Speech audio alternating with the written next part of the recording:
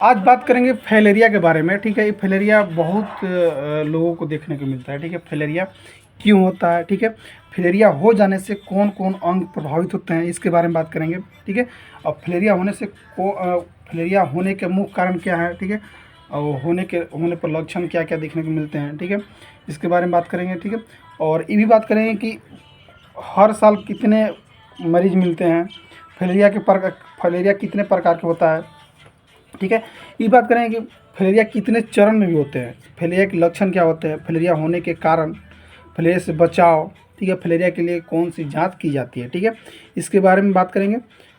तो दोस्तों, अगर आप मेरे चैनल पर नए हैं तो मेरे चैनल को सब्सक्राइब कीजिएगा, सपोर्ट कीजिएगा, बेल आइकन को हिट कीजिएगा। ठीक है, बता दूं कि फैलेरिया क्या होता है, ठीक है, और फैलेरिया कौन सा रोग है, ठीक है, इसके बारे में बात करेंगे। बता दूं कि फैलेरिया या हाथी पाँव, इसको हाथी पाँव भी बोल सकते हैं, ठीक है, या ये फील पाँव भी बोल सकते हैं इसको या फैलेरियासिस भी कहा जाता है। ठीक है, ज़्यादातर बता दूं कि क्या होता है कि फैलेरियासिस उष्णकटिबंधीय क्षेत्र में होता है ज़्यादातर। ठीक है, जिससे कि उष्णकटिबंधीय क्षेत्रों या देशों में समान है, पर परजीवी पैरासिटिक निमेटोड कीड़े के कारण होता है। कौन कीड़े के कारण? पैरासिटिक निमेटोड कीड़े के कारण होता है। ठीक है, जो छोटे धागे जैसे दिखाई देते हैं। यह बीमारी फिलेरी ब्यूचेरियस या ब्रोकोप्टी जिसको बोलते हैं, ठीक है, ब्रोकोप्टी या ब्रूगिया मलाई और ब्रूगिया टिमोरिक नामक नीमेटो कीड़े के कारण होती है। फैलेरिया के सबसे ज़्यादातर मामले ब्यूचेरिया ब्रोंकाइटिस नामक परजीवी के कारण होता है ज़्यादातर। ठीक है, अभी क्या होता है बता दूं, फैलेरिया दुनिया भर में विकलांगता और विरूपता का सबसे बड़ा कारण है। यह ज़्यादातर गरीब लोगों को होता है, क्योंकि जहाँ पर लोग रहते हैं वहाँ मच्छर की प्रजनन अधिक होती है। ठीक है, बता दूं क्या होता है कि भारत के स्वास्थ्य और परिवार कल्याण मंत्रालय, इसको बोलते हैं MOHW के ने भारत के इतिहास में सबसे बड़े सार्वजनिक स्वास्थ्य अभियान में इसका एक शुभारंभ किया था, जो 40 करोड़ से अधिक लोगों को फैलेरिया से बचाने के लिए मुफ्त दवा प्रदान करता है। भारत में बता दूं कि 50 करोड़ लोगों को फैलेरिया होने का जोखिम है और वर्तमान में 2.3 करोड़ से ज़्यादा लोग फैलेरिया से पीड़ित हैं। ठीक है, अब बात करेंगे फैलेरिया कितने प्रकार के होते हैं। ठीक है, बात करेंगे फैलेरिया कितने प्रकार के। फैलेरिया बता दूं कि परजीवी पैरासिटिक कीड़े शरीर के किस क्षेत्र में प्रभावित करते हैं, उसके अनुसार फैलेरिया 3 प्रकार के होते हैं। कौन कौन? पहला, या लिम्फेटिक फैलेरिया कह सकते हैं, या लिम्फेटिक फैलेरिया भी बोल सकते हैं, या एलिफेंटिक सिस भी बोल सकते हैं इसको। ठीक है, दूसरा का बोल सकते हैं सब क्यूटिनियस फैलेरिया बोल सकते हैं। ठीक है, तीसरा का हम बोल सकते हैं सीरियस केविटी फैलेरिया बोल सकते हैं इसको। ठीक है, तो बता दूं कि लिम्फेटिक या फैलेरिया या एलिफेंटिक फैलेरिया किसे कहता है। बता दूं कि यह लिम्फ या लसिका की प्रणाली के साथ लिम्फ नोड या लसिका पर्व को प्रभावित करता है। ठीक है, दूसरा का सबक्यूट। ठीक है, सबक्यूट फैलेरिया में क्या होता है कि यह त्वचा के नीचे की परत को प्रभावित करता है। ठीक है, और सीरियस केविटी फैलेरिया में क्या होता है कि यह पेट की सीरियस केविटी को प्रभावित करता है। ठीक है, तीनों फैलेरिया हो गया। बता दूं कि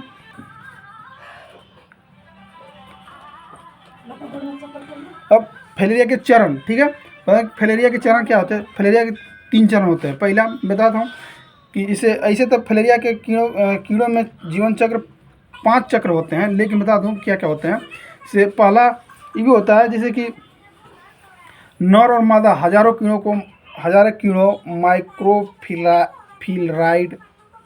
को जन्म देते हैं।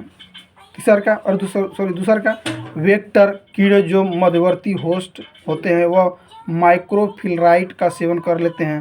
मध्यवर्ती होस्ट में माइक्रोफिलाइट की 3 स्टेज में परिवर्तन हो जाते हैं। ठीक है, तीसरा का जब वेक्टर कीड़े संक्रमित लार्वा कीड़े के बच्चों को त्वचा की परत को संचारित करते हैं, उसके 1 साल बाद लार्वा कीड़े का बच्चा को वयस्क कीड़े में परिवर्तित कर जाते हैं। ठीक है, अब बात करें कि फैलेरिया के लक्षण। ठीक है, लेकिन फैलेरिया के लक्षण होते हैं, लेकिन कौन कौन फाइलेरिया के लक्षण होते हैं, जिससे लिम्फेटिक फाइलेरिया के लक्षण अलग होंगे, ठीक है। सबक्यूट फाइलेरिया के लक्षण अलग होते हैं, लेकिन सीरियस कैविटी फाइलेरिया के लक्षण अलग होते हैं। तीनों के लक्षण अलग अलग होते हैं, एक समान नहीं, ठीक है। बता दूं कि फाइलेरिया के शुरुआत में कोई लक्षण महसूस नहीं होते हैं, लेकिन समस्या तब शुरू होती है जब OS कीड़े मर जाते हैं। जब कीड़े जीवित है तो कोई दिक्कत नहीं है, लेकिन जब कीड़े मर जाते हैं फाइलेरिया के, तब दिक्कत होने लगती है। क्या क्या दिक्कत होना है? पहला, सिर्फ फाइलेरिया के लक्षण, यह लिम्फेटिक फाइलेरिया या एलिफेटिक फाइलेरिया इसको बोल सकते हैं। उसमें क्या लक्षण दिखने को मिलेगा? क्या होगा? पहले एडिमा मतलब सूजन होगा। सूजन के साथ साथ त्वचा की परत और त्वचा की परतें नीचे ऊतकों का मोटा हो जाना। यहाँ बाहों, योनि, ब्रेस्ट, अंडकोश जिसको हाइड्रोसिल गठन कहते हैं, ठीक, को प्रभावित कर सकता है। लिम्फ की वाहिकाओं के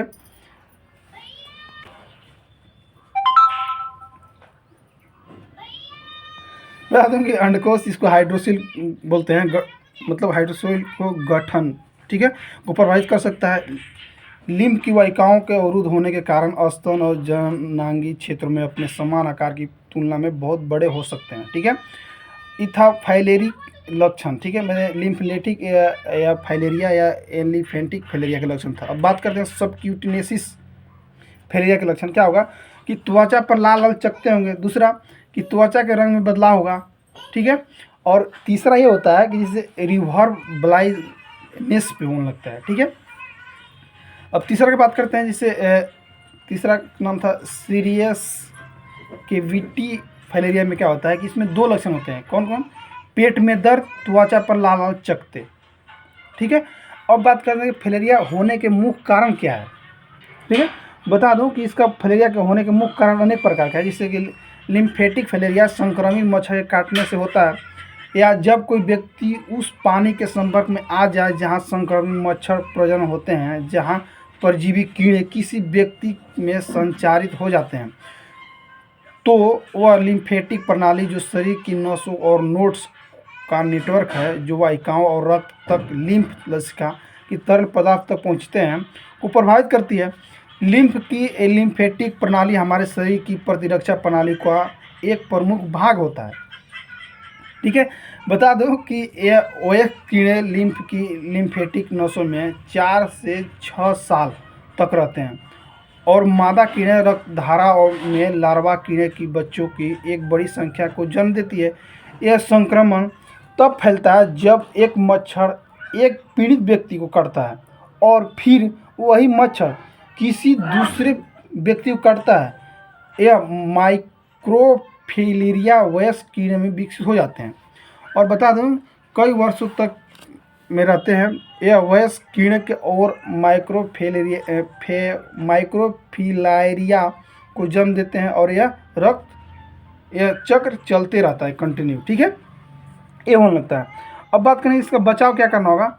बचाव में बता दूं कि फाइलेरिया से बचने के सबसे अच्छा तरीका मच्छरों को काटने से बचना होगा। जो मच्छर इस बीमारी को संचारित करते हैं आमतौर पर जैसे सुबह और शाम को काटते हैं, वो उससे ज़्यादा होते हैं, ठीक है।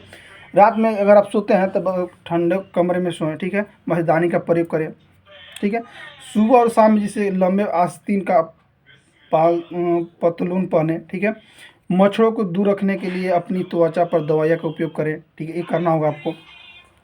ये भी करना होगा जैसे कि जिस क्षेत्र में आप रह रहे हैं वहाँ ऐसी दवाइयाँ का उपयोग करें जो सूक्ष्म कीड़ों को मारती है और मच्छरों को नियंत्रित करती हैं।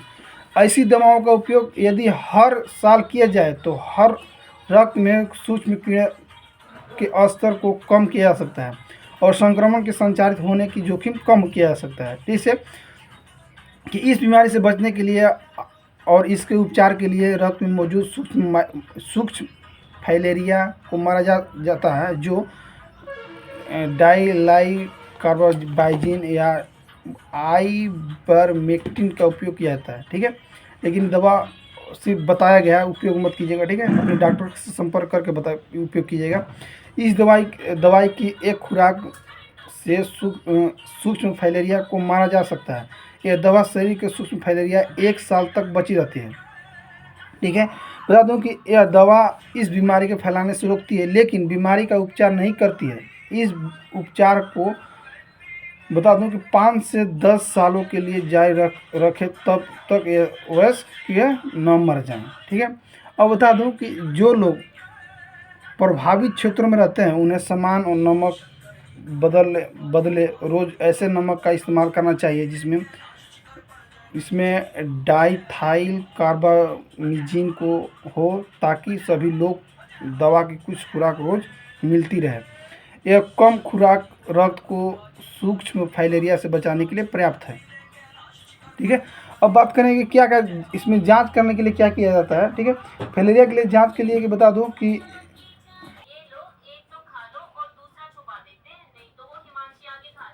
अगर ब्लड चेक करवाते हैं तो इसमें क्या करना होगा, बता दें कि रक्त में माइक्रोफिलेरिया को देखने के लिए रक्त के नमूने को सूक्ष्म सूक्ष्म जांच की जाती है। जो माइक्रोफिलेरिया लिंक के लिम्फेटिक फिलेरिया का कारण होता है वो रक्त में रात को प्रसार करता है, इसीलिए रक्त में के नमूना रात को लिया जाता है। ठीक है।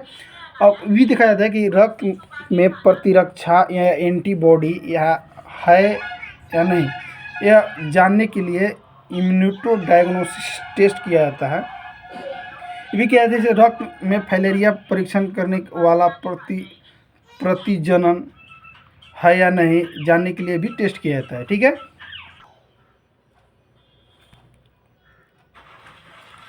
अब बता दूं कि फाइलेरिया के नुकसान क्या है। यदि आपको मच्छर कुछ महीनों तक काटते रहे तभी आपको लिम्फेटिक फाइलेरिया हो सकता है। जो लोग उष्णकटिबंधीय या जिसको बोलते हैं ट्रॉपिकल या उप उष्णकटिबंधीय सब ट्रॉपिकल जिसको बोलते हैं क्षेत्रों में रहते हैं जहां यह बीमारी समान है, उन्हें यह बीमारी होने के जोखिम होता है। कुछ समय के लिए जो लोग ऐसे जगह घूमने जाते हैं उन्हें बीमारी होने की जोखिम बहुत कम होता है। ठीक है। ठीक है दोस्तों, इसमें क्या करना हो कि आपको इसमें ज़्यादातर सुबह और शाम के जो मच्छर काटते हैं उससे आपको बीमारी हो सकता है। ठीक है। तो सुबह और शाम आपको फुल कपड़ा पहनना होगा और पूरा हाइजीन मेंटेन करके रखना, साफ़ सुथरा वातावरण रखना होगा ताकि मच्छर पनपे ना। ठीक है। ठीक है दोस्तों, थैंक यू, बाय, जय हिंद, जय भारत।